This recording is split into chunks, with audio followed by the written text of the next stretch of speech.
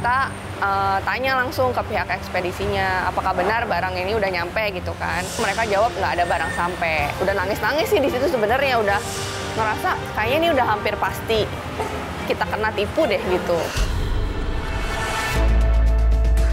Saya cek di aplikasi, kok ini aplikasinya berhenti di daerah kota gitu kan. Saya telepon drivernya juga udah nggak diangkat gitu. Ternyata nggak ada sama sekali yang datang, dan ketika tiba-tiba statusnya terkonfirm dengan bukti foto cuman gambar merah doang.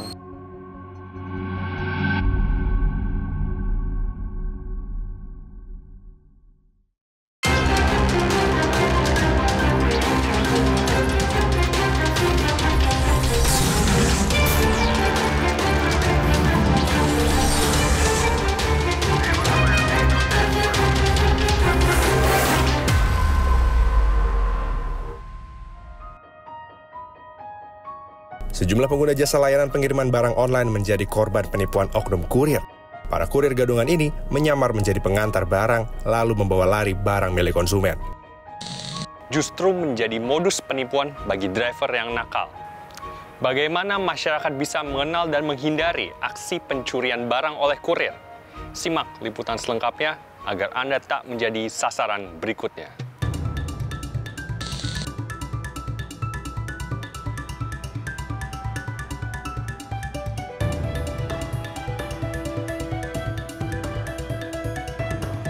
Akhir Oktober lalu, Grace Natalia mengunggah pengalaman pahit di media sosial. Ia menjadi korban penipuan oknum kurir salah satu penyedia jasa pengiriman online.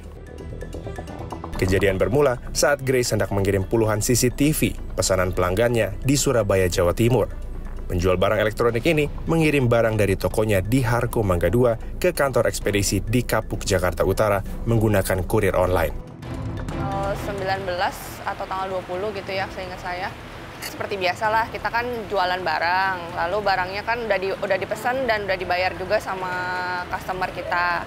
Kita seperti biasalah pesen jasa untuk antar barang tersebut dari toko ke ekspedisi. 15.30-an sampai ke Harko Mangga 2. Lalu diambil, di pick up barangnya, kita juga udah foto dia di pick up barangnya, terus dia berangkat.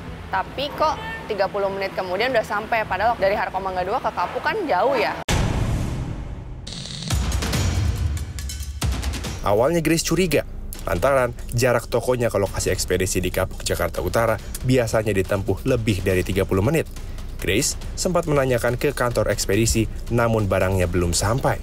Saat menelpon si kurir, tak ada respon. Nah, terus 30 menit sampai, kita tanya langsung ke pihak ekspedisinya, apakah benar barang ini udah nyampe gitu kan. Baru mereka jawab nggak ada barang sampai. Nah, di saat itu kita udah mulai curiga sih. Akhirnya kita hubungin ke driver kan, tapi saat itu drivernya udah nggak angkat. Dan ternyata pas dilihat, foto drop off-nya itu cuman blank. Udah nangis-nangis sih di situ sebenarnya, udah ngerasa kayaknya ini udah hampir pasti kita kena tipu deh gitu.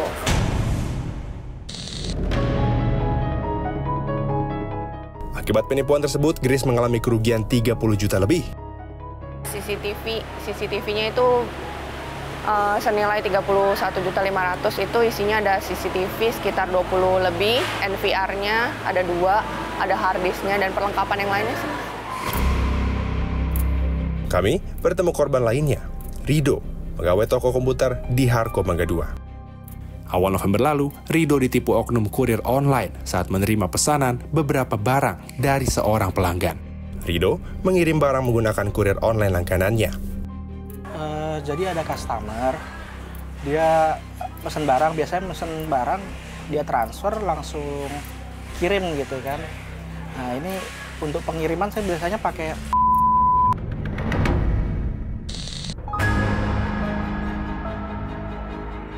Lantaran percaya, Rido tidak biasa memantau posisi kurir. Tapi, begitu si pembeli memberitahukan barang pesanannya belum sampai, Rido mengecek aplikasi. Ia terkejut, si kurir berhenti di daerah kota. Komputer 2 unit, terus ada UPS, ada printer, mesin penghancur kertas gitu. laptop. Sorenya menjelang jam 5:30 customer malah nelpon saya, itu barang belum nyampe juga, udah berapa jam gitu kan. Saya cek di aplikasi, kok ini aplikasinya berhenti di daerah kota gitu kan. Saya telepon drivernya juga udah gak diangkat gitu. Langsung saya langsung hubungin lah pihak. Udah ditelepon, agak susah juga diteleponnya tadinya. Grace dan Rido telah melaporkan kasusnya pada polisi. Namun, hingga kini, belum ada kejelasan atas penanganan kasus mereka. Kita udah lapor ke Polsek Sawah Besar sih. Udah di BAP juga, udah diselidikin juga sih. Belum, terakhir kali kemarin cuman dibilang gitu doang. Masih diselidiki aja. Harapannya semoga orangnya ketangkep dan ke proses hukum sih. Udah lapor ke kepolisian juga sih ya. Udah minta update terbaru, kemarin sudah dikirimin surat juga dari Polsek Sawah Besar. Masih dalam pelacakan juga sih, tapi nggak tahu nih sekarang. Masih menunggu lah. Baru-baru ini, kami bertemu Ricky, seorang fotografer yang juga pernah menjadi korban penipuan kurir online lain. Bulan Mei lalu, Ricky membeli sebuah kamera di sebuah toko di Cakung, Jakarta Timur. Ia mengambil barang pesanan menggunakan jasa kurir online terkenal, namun kamera yang dipesannya tak kunjung sampai. Jadi waktu itu saya lagi di tempat teman, kebetulan di daerah Gunung Sahari waktu itu. Nah, jarak toko dari Gunung Sahari itu kira-kira cuma 5 menit sebenarnya. Jadi saya memutuskan untuk mengirim barang itu. Kita tungguin di depan kantor itu, ternyata nggak ada sama sekali yang datang. Dan ketika tiba-tiba statusnya terkonfirm dengan bukti foto cuman gambar merah doang. Ini udah pasti dibawa kabur gitu. Ricky menyebut kasusnya telah selesai. Perusahaan pengiriman merespon laporannya dengan baik. Ricky mendapat kompensasi sepadan dengan harga kameranya yang hilang. Ia mengaku memanfaatkan fitur asuransi yang disediakan aplikasi. Barangnya body kamera Sony FX30, harganya sekitar 26 sekian dengan aksesoris. Kebetulan waktu itu sempat mengasuransikan, yang kan ada 3 paket kalau nggak salah. Asuransi saya ambil yang paling tinggi, yang nilainya tuh di situ tertulis maksimum 25 juta sekian. Sedangkan barangnya itu sekitar 28 jutaan gitu. Saya ambil asuransi itu. Penipuan kurir online terjadi berulang kali. Kasusnya terjadi di sejumlah platform jasa kurir online. Bagaimana modus para penipu mencuri barang milik konsumen? Karena memang kita menganggap bahwa pertama punishment dari regulator kepada penyedia jasa itu masih kurang tegas.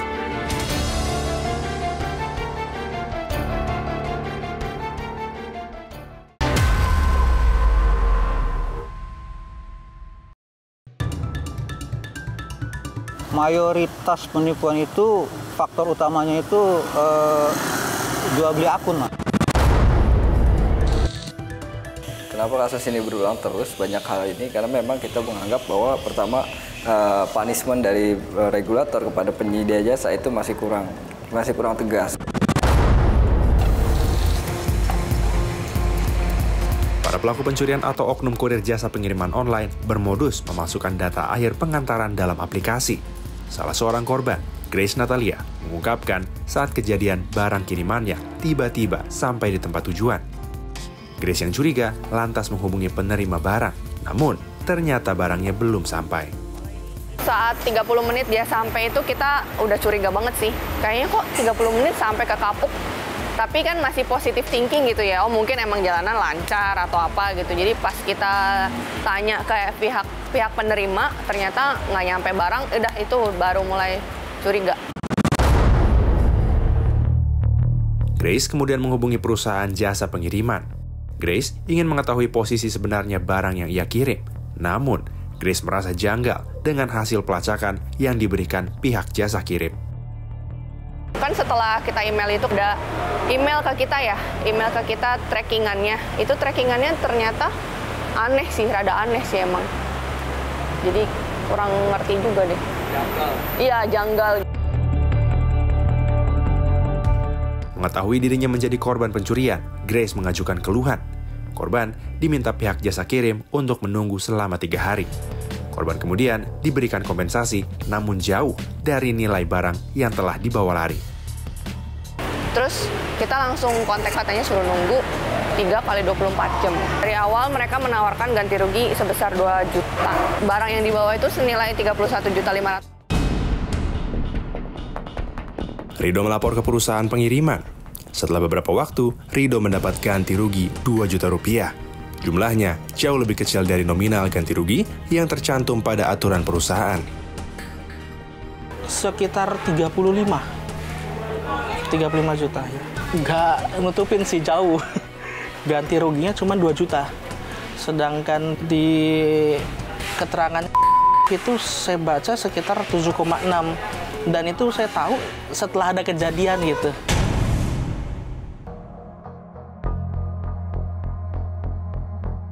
Sementara itu, Rido mengaku heran bagaimana bisa oknum kurir berani mencuri barang yang ia kirim. Padahal, Rido telah memfoto kartu identitas milik kurir tersebut. Kita foto KTP kurirnya itu sama, di KTP sama akun namanya sama, ya udah gitu kan.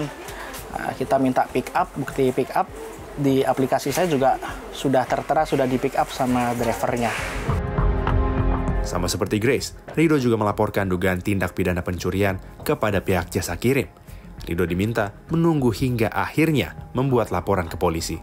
Disuruh tunggu 24 jam. Besoknya saya hubungin lagi, ditunggu lagi sampai hari habis. Jadi hari berikutnya. Begitu 2 hari, kita disuruh lengkapin laporan ke kepolisian.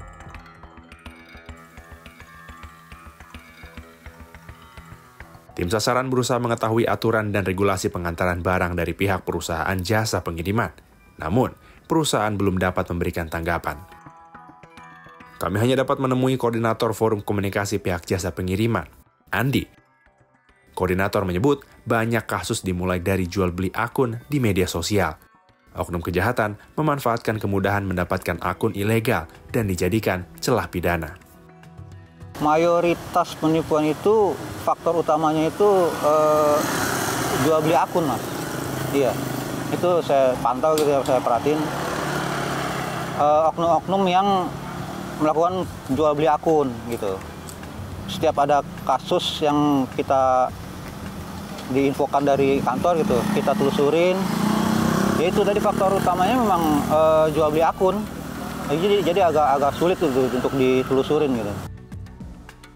Andi mengimbau agar praktik jual beli akun di antara driver segera dihentikan karena dapat merugikan driver maupun kurir. Khusus buat driver ya stop lah jual beli akun lah gitu, karena akunnya itu akan dimanfaatkan untuk kejahatan gitu. Yang rugi ya mereka, itu yang jual gitu. Pasti mereka yang kena sasarannya, mereka gitu. Sejumlah pihak menyoroti kasus ini tidak terkecuali Asosiasi Perusahaan Jasa Pengiriman Ekspres, Pos, dan Logistik Indonesia atau Asperindo. Asperindo menilai pentingnya digitalisasi pelacakan barang pengiriman. Ya, monitoring perjalanan kiriman sejak di pick up sampai deliver itu semua online. Kurir bawa lari itu sulit. Iya, sulit karena semuanya traceable. Ya kan? Kalau kurir bawa lari nggak bisa itu, dia karena saking banyaknya kan harus dideteksi juga apa kurir yang tadi melakukan pencurian itu statusnya seperti apa. Terkait modus kejahatan, Yayasan Lembaga Konsumen Indonesia menegaskan sanksi terhadap pelanggaran kurang tegas. Akibatnya, tidak ada efek jera terhadap para kurir yang melanggar aturan. Kenapa hal ini masih berulang? Karena memang dianggap bahwa secara punishment dan itu tidak membuat efek jera bagi para pelaku maupun dari penyedia jasa itu sendiri. Senada dengan YLKI, kriminolog Universitas Indonesia Dadang Sudadi menyebut celah kejahatan muncul karena kurangnya pengawasan barang yang dikirim. Jadi menurut saya salah satu peluangnya adalah karena pertama barang yang mau diantar, terutama barang-barang elektronik yang besar-besar kayak kartu, kemudian beberapa barang yang lainnya lah, yang kelihatan wujudnya itu harusnya memang perlu diawasi dengan ketat. Lantas, bagaimana mengantisipasi pencurian barang yang dilakukan oknum kurir online? Pengiriman ya pakai asuransi aja dah sekarang. Biarpun itu aplikasi resmi gitu kan, penting pilih, kalau ada pilihan asuransi ya pilih asuransinya gitu.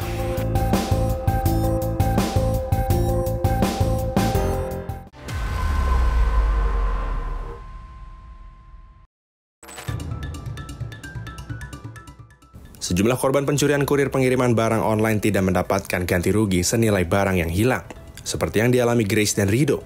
Sementara, Ricky mendapatkan ganti rugi sepadan, lantaran Ricky menggunakan fitur asuransi yang disediakan aplikasi jasa kurir online.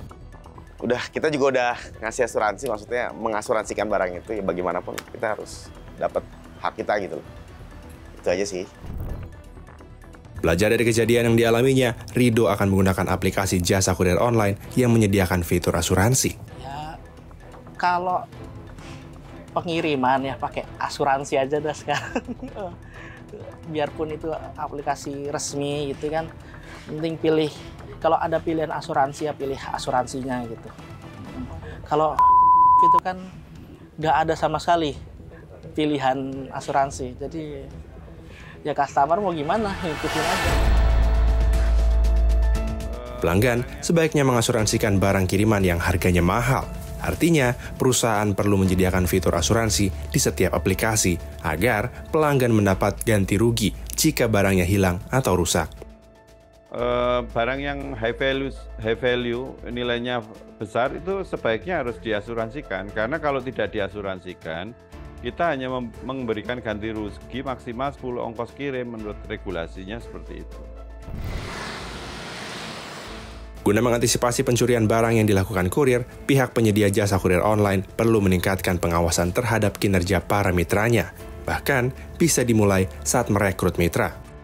Ya, pertama, pengawasan yang ketat dari internal sendiri, dari internal perusahaan untuk mengawasi SDM ya. Membuat suatu mekanisme yang baik dan juga pengawasan yang baik dan juga lebih transparan kepada konsumen dalam hal untuk tracing dan sebagainya. Ya, screening penting dan kontrak pasti ya. Screening itu pasti ya, gitu. pasti dilakukan. Kontraknya harus jelas, ada kurir-kurir mitra tadi itu ya. Kalau itu statusnya mitra. Karena saking banyaknya kan harus dideteksi juga apakah kurir yang tadi melakukan pencurian itu statusnya seperti apa dalam hubungan industrial dengan perusahaan tersebut. Praktiknya, dalam setiap pengiriman, barang tidak boleh berhenti lebih dari 5 menit di satu tempat. Kurir wajib segera menaruh barang di titik pengumpulan barang atau langsung ke tempat tujuan. Selain itu, jika ada keluhan pelanggan, perusahaan harus cepat tanggap. Tidak boleh ada ruang terlewat untuk barang tertahan 5 menit, 10 menit, 30 menit di sebuah titik itu sudah lama. Apalagi kalau pick up itu harusnya langsung pick up, langsung ke trace lalu dimasukkan hub sorting gitu ya. Kemudian kalau dia ngambil lalu lari juga mudah terdeteksi. Tugas customer service yang menangani komplain itu harus responsif kan atas kejadian-kejadian pelaporan kehilangan, kerusakan, dan keterlambatan. Perusahaan tidak bisa lepas tanggung jawab jika terjadi pelanggaran yang dilakukan oknum kurir. Dan bahwa seluruh pengantarnya ini mempunyai integritas yang baik dan juga mereka mempunyai kemampuan untuk memonitor dari pengantarnya ini. Seperti Lalamove ya, atau Gosen itu kalau tidak salah benderanya paket anak bangsa ya. Memberikan izin, mereka itu terikat dengan aturan kita bahwa mereka wajib menjamin keamanan, keselamatan dari barang kiriman serta kerahasiaannya. Pemerintah akan memberi sanksi tegas bagi setiap pelanggar aturan. Jadi pada saat mereka sudah melakukan pelanggaran terhadap hal ini, maka mereka akan dikenakan sanksi, mulai dari sanksi pidana sampai dengan sanksi administratif. Ini kan akan didahului dulu dengan pemberian teguran sampai nanti akhirnya pencabutan izin. Bagi masyarakat, agar tidak menjadi korban penipuan oknum kurir online, gunakan aplikasi kurir online resmi terpercaya. Pilih kurir online yang menyediakan fitur asuransi. Asuransikan barang kiriman Anda. Simpan bukti identitas driver dan bukti pengambilan barang. Lacak perjalanan kurir. Jika ingin mengorder pengiriman gitu, jangan ragu-ragu. Kalau sudah mendapat driver, jangan ragu-ragu untuk minta KTP driver, tanda pengenal, lalu disesuaikan dengan akun. Kalau KTP dengan akun tidak sesuai, ya jangan ragu-ragu untuk di-cancel aja. Dan, jika Anda menjadi korban pencurian oknum kurir pengiriman barang online, kumpulkan bukti-bukti lengkap, lalu lapor polisi. Kalau konsumen mempunyai bukti kuat bahwa itu akan dibawa kurir, kabur, dan sebagainya, oknum kurir, nah itu bisa dilaporkan kepada pihak kepolisian untuk bisa dilakukan penyelidikan maupun juga penyidikan. Ingat, bagi Anda yang menggunakan jasa kurir online, selalu ingat untuk pegang bukti identitas driver, waspadai gerak-gerik driver, serta siap selalu melaporkan ke perusahaan agar Anda tak menjadi sasaran berikutnya. Jangan lupa, ikuti perkembangan pemilu melalui Kompas TV independen terpercaya. Sukseskan pemilu 2024. Saya Rangga Indrajana, sampai jumpa.